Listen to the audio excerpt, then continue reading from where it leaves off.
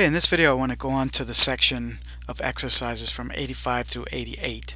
We want to find the limit as delta x approaches 0 of f of x plus delta x minus f of x over delta x. Now that may seem kind of arbitrary. Why are we doing that? Well, this happens to be what we are later going to call the limit definition of the derivative. And you may not know what the derivative is. A derivative is. Derivative is a function that gives us the slope of any point on the curve. Now that's easy when you have a straight line, but when you have a smooth curve, the derivative will tell you the slope of the line tangent to the curve at any x value. And we'll get into that in the next chapter. But let's see how to do these particular problems.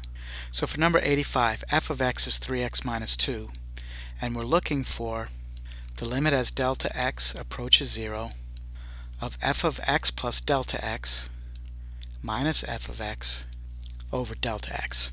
So what I'm going to do is I always write the formula first, and I'm going to start to plug in now. My function f of x is 3x minus 2.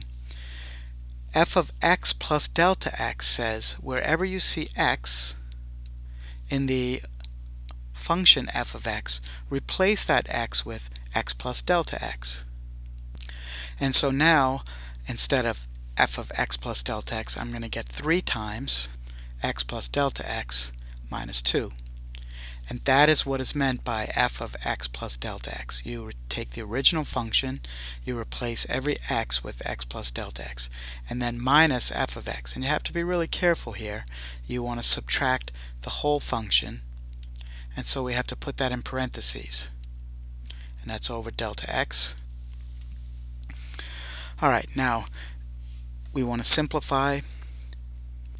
We're going to distribute the 3 to the x plus delta x, then minus 2, then minus 3x, and finally plus 2, and all over delta x. And as I've said in other places, if we did this correctly, then anything in the numerator that doesn't have a delta x should disappear. So 3x zeroes out with negative 3x, negative 2 with positive 2, leaving just 3 delta x over delta x. And so we have the limit as delta x approaches 0 of 3 delta x over delta x. Delta x's cancel, and we're simply left with 3. So if you go back to what I said before, this is the slope of the line 3x minus 2 at every point x along that curve. Now we know that because 3x minus 2 is a straight line, and we know that its slope is 3. So this gave us the information that was obvious. However, when we begin to work with nonlinear functions, we're going to see that the result of this formula here is going to give us a function that will tell us the slope of the curve for any point x along the way.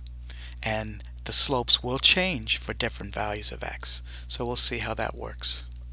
And I will go on to number 86 in a separate video.